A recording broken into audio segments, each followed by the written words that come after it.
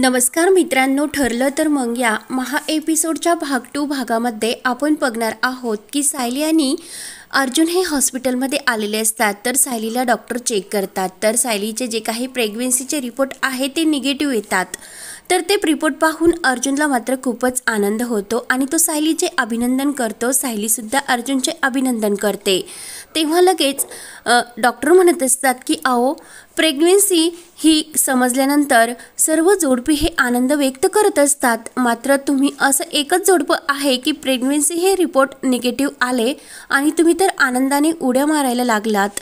तर अर्जुन म्हणतो की कसे आहे ना डॉक्टर, आता ही सायली प्रेग्नेंट राहणार, पण आत्ता नाही। आणि सायलीला उलट्या होत होत्या ना, त्यामुळे आता घाबरण्याचे काही कारण नाही। त्यामुळे आम्हाला आनंद झाला की सायली आता नॉर्मल आहे। तेव्हा डॉक्टर म्हणते ठीक आहे, पण मला एक गोष्ट कळत नाही की तुमचे अगोदरचे रिपोर्ट आहे ना ते पॉझिटिव्ह आलेच कसे। आमच्या रिपोर्टमध्ये तो तर पॉझिटिव्ह आहे, निगेटिव्ह आहे, मग प्रिंटरमध्ये तो पॉझिटिव्ह आहे हे छापलेच कसे गेले, म्हणून डॉक्टरच्या काहीतरी लक्षात आलेले असते। तेव्हा डॉक्टर लगेच ज्या शेजारी नर्स असतात त्यांना विचारतात की नर्स, हा सर्व प्रकार काय आहे की माझ्याकडे जे रिपोर्ट आले ते पॉझिटिव्ह आलेच कसे आणि आता मी सायलीला चेक केले तर ते रिपोर्ट निगेटिव्ह आहे।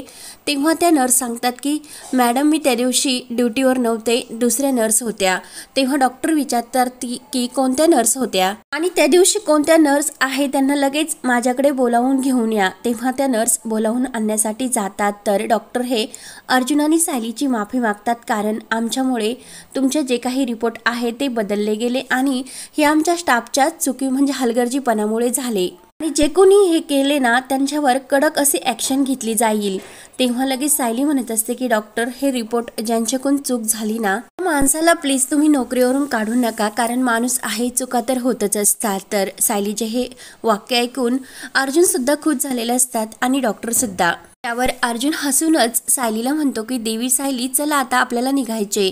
तेव्हा इकडे प्रिया आणि अस्मिता ह्या बाहेर अर्जुन आणि सायली अजून बाहेर का आले नसेल याचाच विचार करत असतात आणि तेवढ्यात लगेच अर्जुन आणि सायली बाहेर येतात आणि जायला निघतात। तर प्रिया म्हणजे तन्वी आणि अस्मिता लगेच एका साईडला बाजूला लपतात, कारण त्या सुद्धा ह्या हॉस्पिटलमध्ये आलेल्या असतात। त्यावर अर्जुन आणि सायली बाहेर येतात। तर सायली म्हणत असते की सर, मला खूप टेन्शन आले होते, परंतु आता मला खूप असं मोकळे वाटते।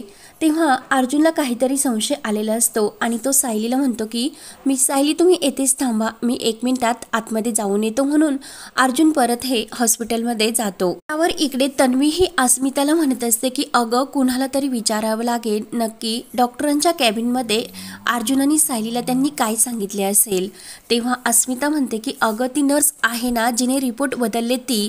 तेव्हा मात्र तन्वी म्हणते की हो, तू 1 मिनिट येथे थांब, मी तिला भेटून येते। तेव्हा अर्जुन लगेच येतो, अस्मिता आणि तन्वी यांना बघतो आणि माझा डाऊट एकदम खरा निघाला, कारण ह्या दोघींचेच हे कारस्थान असणार आणि अस्मिताला तन्वीची सुद्धा साथ आहे।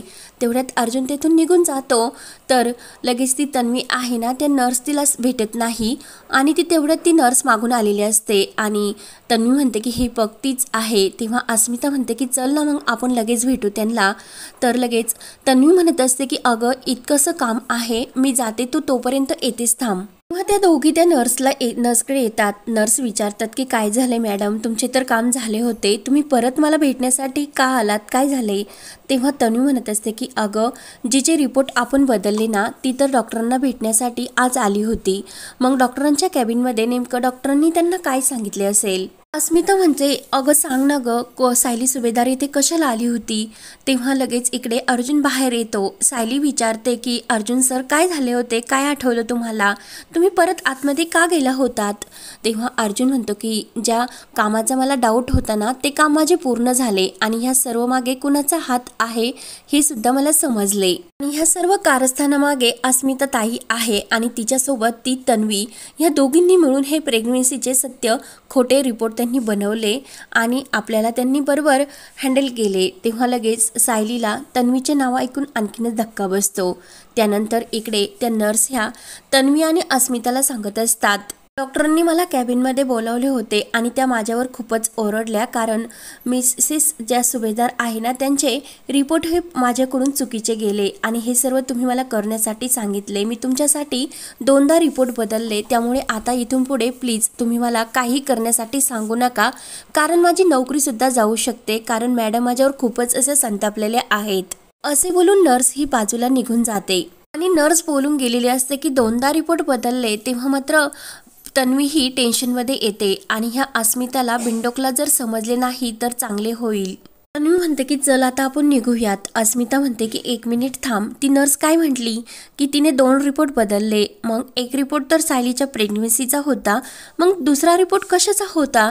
तन्वीला धक्का बसतो. तन्वी म्हणते की अगं सायलीच्या खूप अशा टेस्ट झाल्या होत्या, त्यातील एक रिपोर्ट आणि दुसरा हा वेगळा रिपोर्ट असेल काहीतरी, चल आपण निघूयात.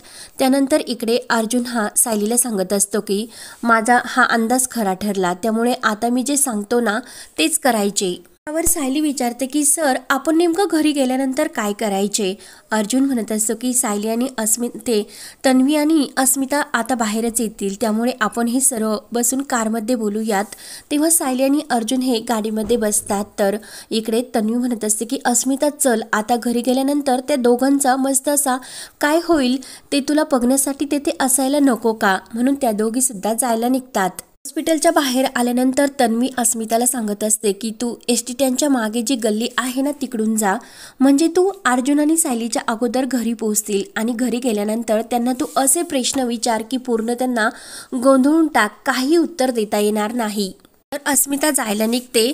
त्यानंतर इकडे कल्पना ही विमलला म्हणत असते की अगं अर्जुनचं लग्न हे असं झालं, त्यामुळे त्यांचे कोणत्याही कार्यक्रमाला मोठा करता आला नाही, पण सायलीचं डोहाळे जेवण आहे ना हे आपण खूप दणक्यात साजरे करायचे. पण विमल एक गोष्ट, अजून डोहाळे जेवणाला तर खूप दिवस बाकी आहे. आपण असे करू, अर्जुन आणि सायलीसाठी मस्त असा सरप्राईज एक प्लॅनिंग करूया. तेवढ्यात अस्मिता ही घरी आलेली असते आणि कल्पनाचे ते बोलणे ती ऐकते. कल्पना म्हणते की कसं आहे, ह्या दिवसात आईचा मूड हा खूप असा मस्त राहिला पाहिजे, तिला खुश करण्यासाठी काहीतरी आपल्याला प्लॅनिंग नक्की करावे लागेल. विमल म्हणते की नक्की सरप्राईज प्लॅनिंग काय करायचे ते येण्या अगोदरच आपल्याला हे सर्व करावे लागेल. तेव्हा लगेच ते विचारच करत असतात. तर अस्मिता म्हणते की मी सांगते ना तुम्हाला काय करायचे ते. अर्जुन आणि सायली वहिनीला काहीतरी धक्का बसेल असे आपण करूयात. कल्पना म्हणते की काय ग धक्का? तर लगेच अस्मिता म्हणते की अगं आनंदाचा धक्का. कल्पना म्हणते की काय ग, तू तर सायलीचा कायम रागराग करत असते, मग तू सायलीसाठी इतके करणार का? अस्मिता म्हणते की अगं तिच्यासाठी नाही, पण माझ्या होणाऱ्या ज्या भाचीसाठी, आणि त्यांना सुद्धा समजलं पाहिजे ना त्याच्या आत्या किती सॉलिड आहे म्हणून. तेव्हा सर्वजणी मात्र हसू लागतात.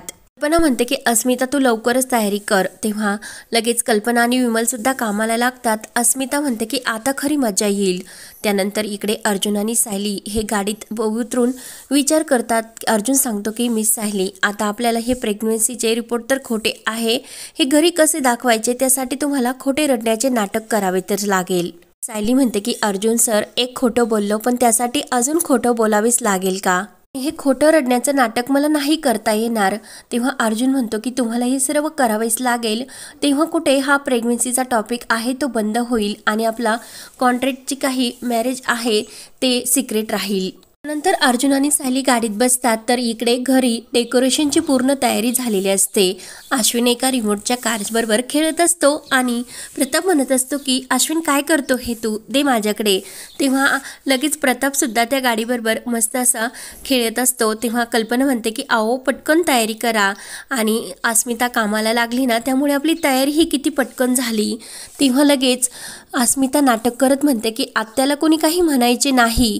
तेव्हा अस्मिता ही मनात म्हणत असते की करा, अर्जुन आणि सायली आल्यानंतर खूप मोठा असा धमाका होणार, त्यामुळे लवकर जंगी तयारी करा.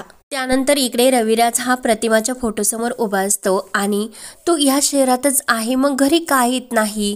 आणि सुमन आणि इन्स्पेक्टर यांनी तुला तर बघितले आहे, त्यामुळे त्यांचे डोळे कधी धोका खाणार नाही.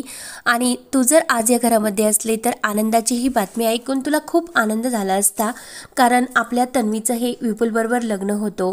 विपुल हा तुला जावई म्हणून खूपच आवडेल, पण मला नक्की खात्री आहे की तन्वीचं कन्यादान ओतण्यासाठी तरी तू लग्नाच्या दिवशी नक्की घरी येशील. येशील आणि आपण जोडीने कन्यादान ओतणार। तेवढ्यात तन्वी हे सर्व ऐकत असते आणि कशाला येथे तर अजूनच गर्दी झाली आहे वेड्यांची आणि अजून भर कशाला असे ती मनात म्हणत असते।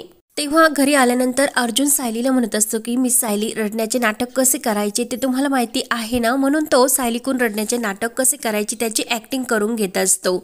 सायली रागवत असते आणि अर्जुन म्हणत असतो की सायली रागवायचे नाही, आपल्याला दुःखी कसे आहे असा चेहरा करायचा। त्यानंतर अर्जुन आणि सायली हे आतमध्ये येतात तर ते सर्व डेकोरेशन बघून त्यांना तर खूप मोठा धक्का बसतो। तर लगेच कल्पना ही जोराने म्हणते की कॉंग्रॅच्युलेशन मॉम आणि डॅड।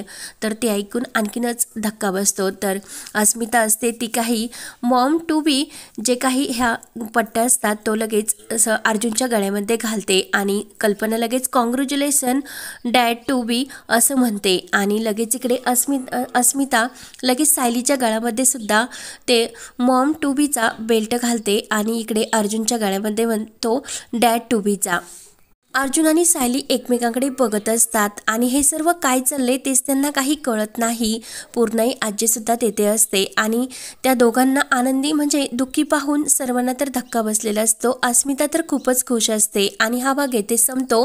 पुढील भागामध्ये मस्त असं कोणीतरी येणार ग हे गाणे लावून अस्मिता आणि कल्पना डान्स करत असतात। सायली म्हणते की हे सर्व थांबवा। कल्पना म्हणते की काय ग, काय म्हटलीस तू आत्ता? तेव्हा लगेच सायली म्हणते की मी प्रेग्नेंट नाही। ते ऐकून सर्वांना मात्र खूप मोठा धक्का बसतो। तेव्हा आता पुढे अर्जुन आणि सायली हे अस्मिताचा आणि तन्वीचा जो काही प्लॅन आहे तो सर्वांसमोर कसा घेऊन येणार हे पाहण्यासाठी चॅनलला नक्की सबस्क्राईब करत राहा। धन्यवाद।